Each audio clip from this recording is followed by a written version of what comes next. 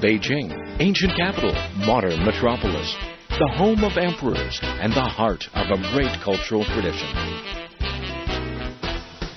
Beijing, old and sedate, young and dynamic, a modern open city on the fast track to reinventing itself. Beijing, where two worlds mingle.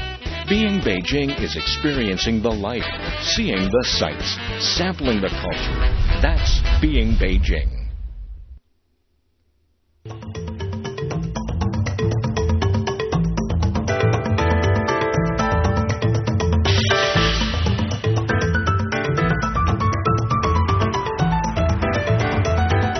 Hi, welcome to Travelogue. I'm Mark Edwards and I'm here at Desheng Gate. Now, back in the day, this was the place where, on the extreme edge of Beijing, step outside of these gates and technically you're outside of the city. Now, throughout the series, we focus on things to do and places to see within the city walls. But in the final episode, for the next half hour, I'm going to hopefully show you what you need to go and check out on the outskirts of Beijing. Enjoy! Beijing is the political, educational and cultural centre of China. Split into districts, the capital city today stretches far beyond its city walls into what are called its counties.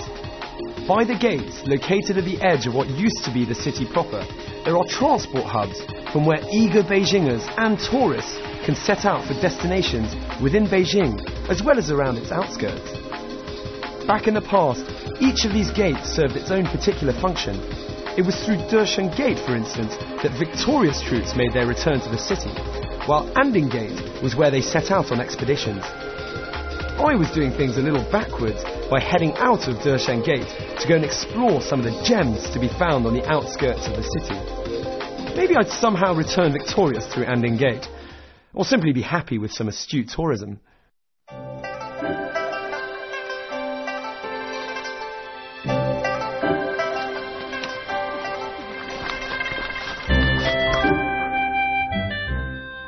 So I've driven out about an hour outside the centre of Beijing to the Tangzhe, the oldest temple in this region of China.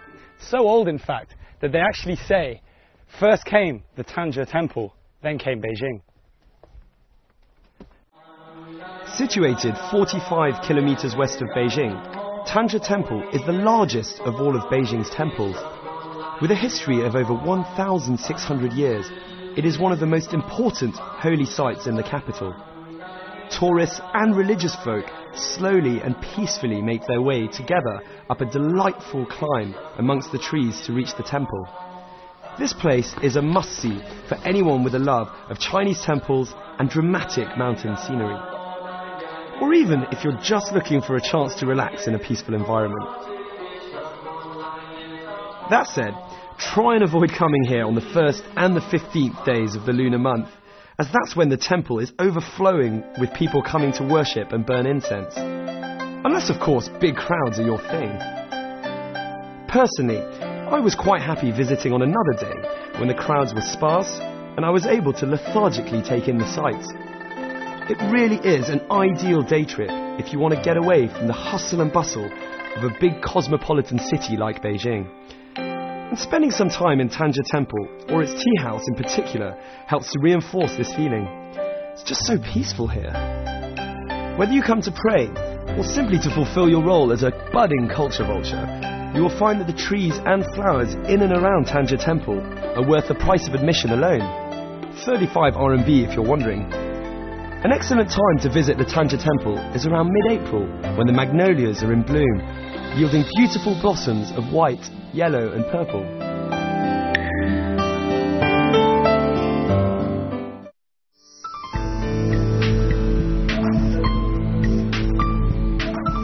It takes about an hour and a half to get from Tangzhe Temple to Chuandixia. Originally called Chuandixia, meaning under the stove, this tiny village of around 100 souls is an ideal two-day trip for those with a passion for Chinese vernacular architecture, or those keen for a glimpse of life in rural China. Nestled in a valley some 90 kilometers west of Beijing and overlooked by towering peaks, Chuandixia is a gorgeous cluster of courtyard homes and old world charm. There are even signs in Chinese and English on the floor to point you in the right direction.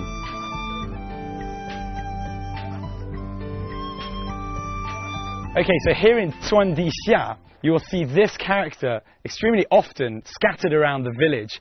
Now, Zhuangdixia stands for under the stove, and the first character is the stove character, which you can see here.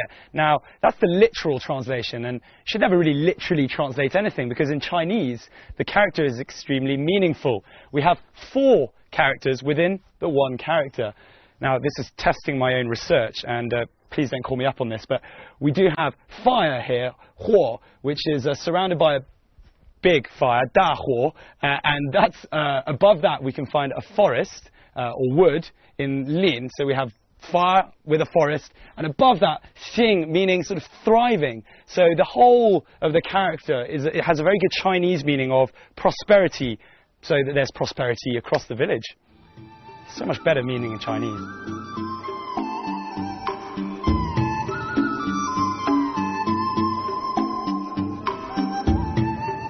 Zhuangdixia boasts some of the best preserved 四合院, or courtyard houses, in the Beijing area.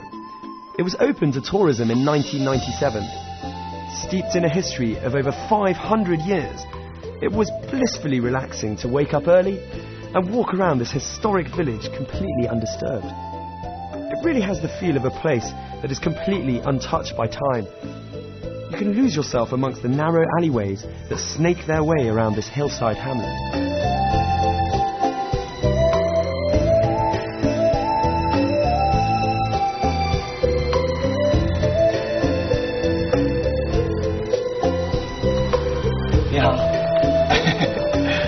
你从哪里来的吗？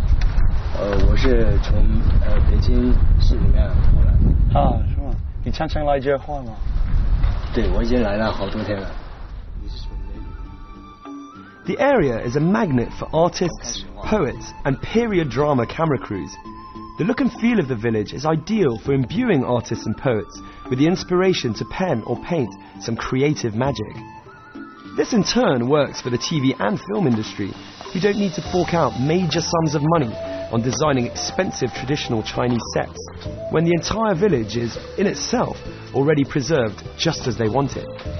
Even some Chinese blockbusters such as Warlords, starring Jet Li and Andy Lau, have used this tiny hamlet as a setting for their film.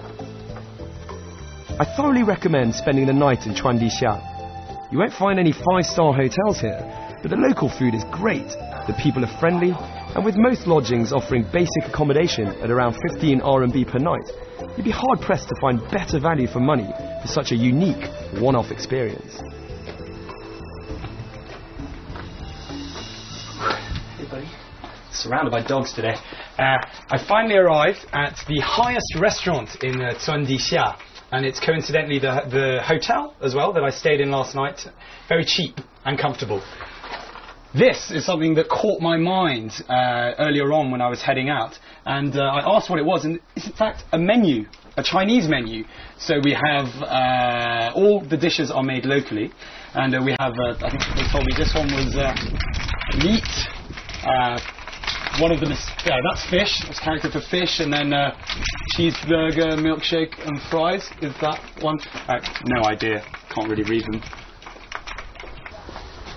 But don't be worried in case you feel like you can't read any of those characters and you're going to be eating random foods. They do have a menu in English, so I don't need to pretend to know what I'm eating. But I've got to say, this is a perfect place to chill out, relax, have a cup of tea, which is very kindly being brought to me, and just check out the view.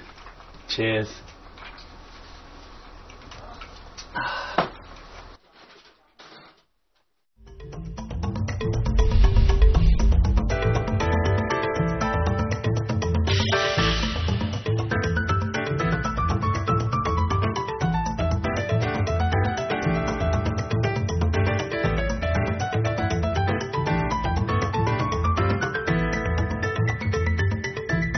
The Great Wall! The Ming tombs are situated around 50 kilometers northwest of Beijing and are the final resting place of 13 out of the 16 Ming emperors. It might not be your idea of fun trekking out of Beijing to visit an imperial necropolis, but I guarantee that the more intellectual travellers amongst you will love the Confucian layout and design. Not that I class myself in that category in any way. If anything, it's another example of how peaceful some of the sites outside of Beijing can be. I had a great time strolling around the long gardens, checking out the tombs and the intricate animal statues scattered around the place.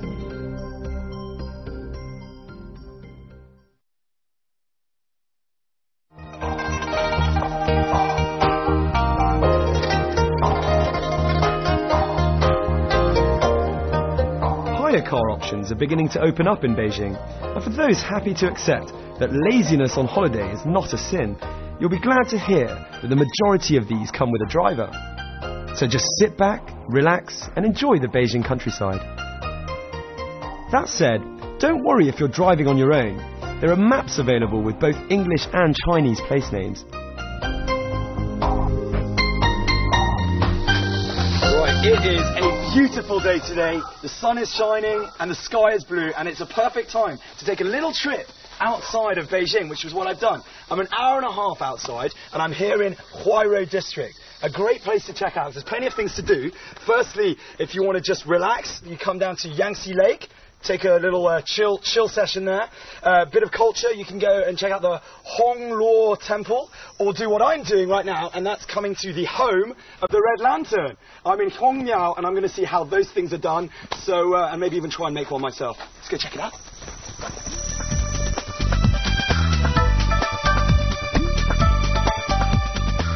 Hongmiao is actually a tiny village located right by the Huanghua part of the Great Wall, so you can head there afterwards.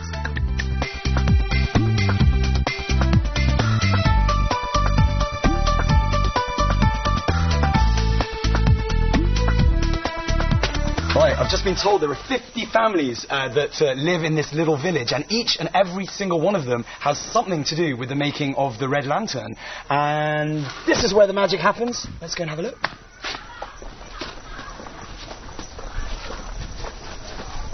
你好，你好。哎，你好。做什么？我在做灯了。做灯了。啊，做灯了。难不难？不难。不难。不难。你觉得不难？那说我觉得难，你也可以会。是吗？对。可以教我。可以。哎，行，你教我。来。Very exciting. 来。已经都流了。 In Hongmiao, you can come and buy your individual red lanterns, or even make one yourself as I did. Despite getting glue all over my hands, and generally looking as though I was born with no dexterity whatsoever, the experience of making my own lantern was fully worth the short stop on my way to Huairou's Rainbow Trout Valley.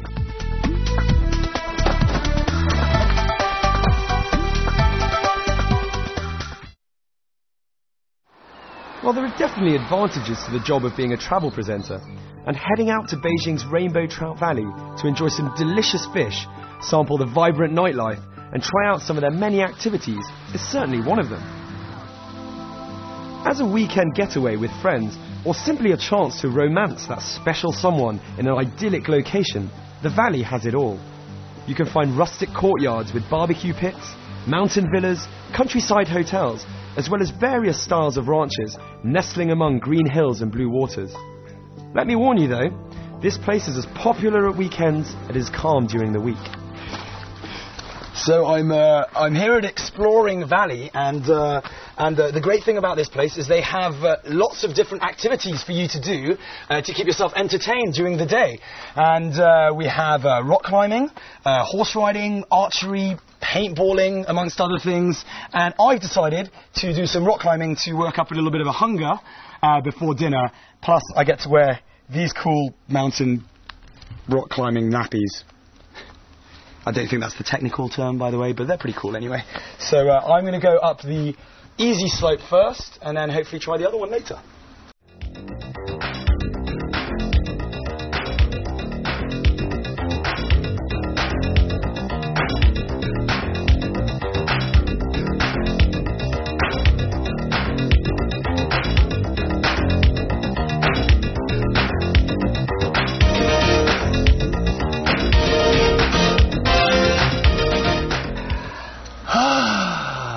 Take some sun in. Whew.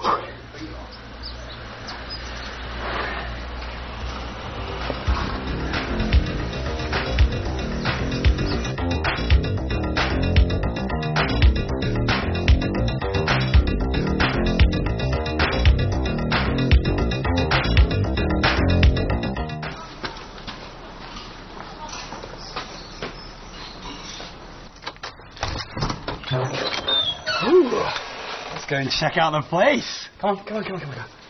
Nice. Get myself a free Coke. Let's have a look.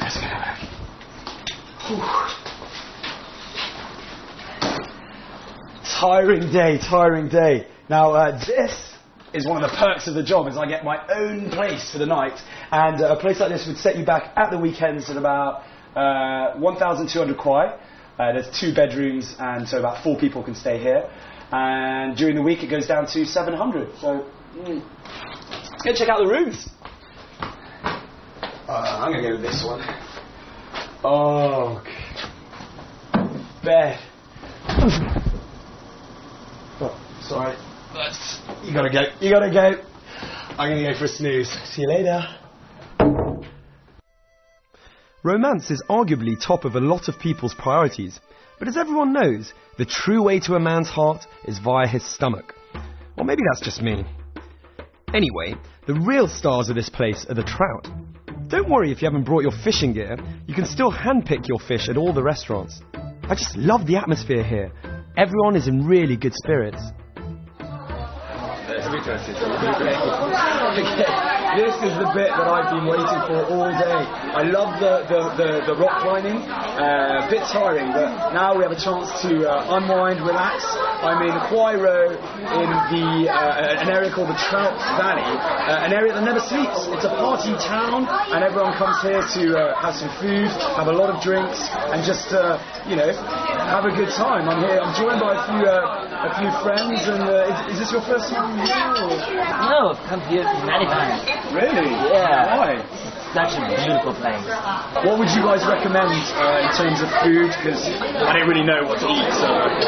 Friday is always the favorite choice. What do you like? Fish. What's your favorite? Oh, it's got to be beer. Cheers.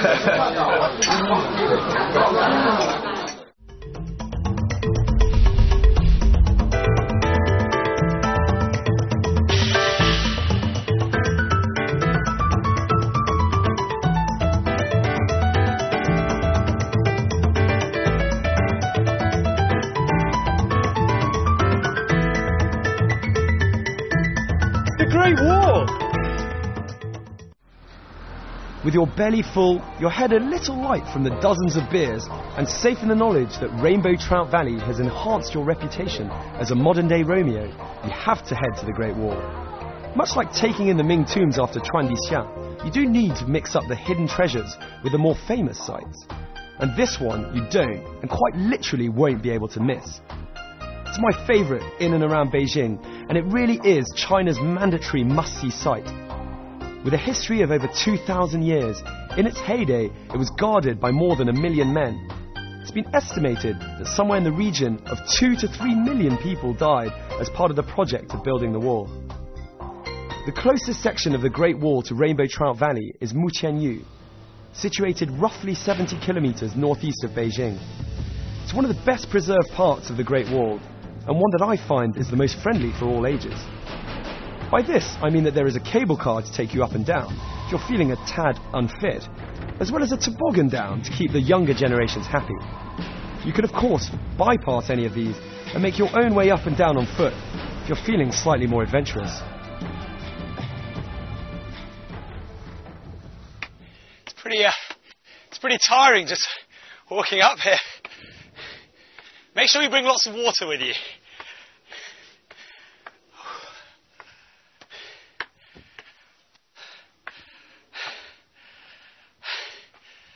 Oh, what a sight. I really like the Great Wall. Yeah? How great is the Great Wall, would you say? The Great Wall. Is it great? Is it great? It's very great. Yeah. It's a very great wall. Well, the greatest part so far has definitely been the cable car, though, for these guys. So Yeah, the cable car coming up the Great Wall is exciting. Yeah. So yeah, how do you feel about coming to the Great Wall? I feel very good. It's enough fresh air. It's different from Cambodia. And visiting the wall, which is a child dream. Childhood dream. Accomplishing today. Yeah. It's nice.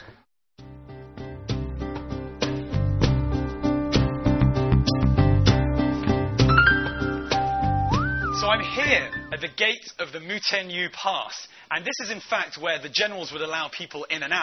Now, on our right, we have where the Mongols are being kept at bay, and on our left is where the Han are. But this is also the point where they would have the two groups doing trade and business together. Mutianyu is also famous for having crenulated parapets on both sides of the wall, so that shots could be fired at the enemy, keeping people at bay on all sides. There are two different gradients of the wall, depending on which part you decide to take on. If you enjoy a good sweat, take the right side out of the cable car, and you can work those calf muscles up the steeper part of Mutianyu. For a more relaxed climb, head left. You'll still be able to sleep soundly that night, but without so much need to shower when you get home. To get there, take number 916 or number 936 bus at Dongzhimen Gate, get off at Huairou Longshan Hotel, and take a minibus to the wall. So I'm here at the Dajiaolo, which literally means big corner building. It would have meant the end of one of the army zones, but it also happens to be the end of the repaired section of Mutianyu at the Great Wall. Now, as a tourist, I'm not allowed to go past into the unrepaired section, but I'll just hang in the doorway and have a look.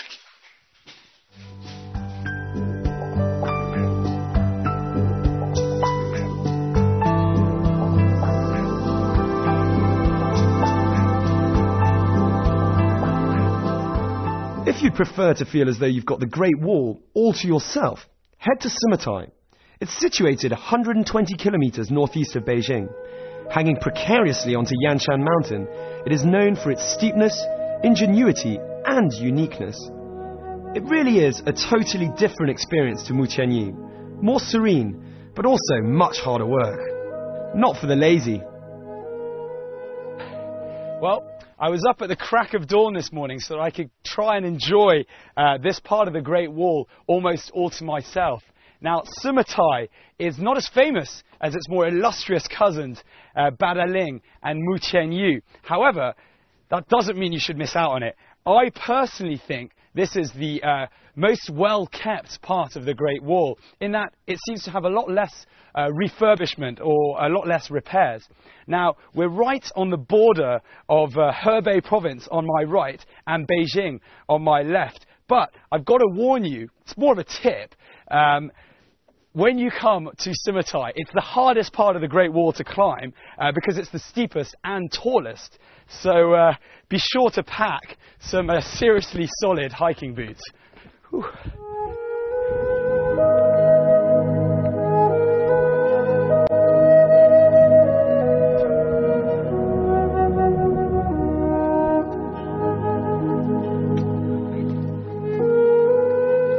There are many parts of China's Great Wall, each one completely different from another, and with different things to see and do. Having had a chance to visit a few, I can safely say that each is an attraction in itself. Whether you come in winter or summer, there is a different feeling at each section. I pride myself on being a good sleeper and needing lots of it, but visiting a place such as Summatai, the earlier you get up, the better. Strolling along this part of the Great Wall before the rest of the world is awake was truly an incredible experience for me. Surrounded by early morning mist, with only your thoughts as company, you feel so much closer to nature and are overpowered by the magnificence of this wonderful structure. I can only imagine what it would be like during the winter snow. Despite being a fair distance from Beijing, I thoroughly recommend sleeping over at Summatai so you can enjoy the sunrise and sunset here.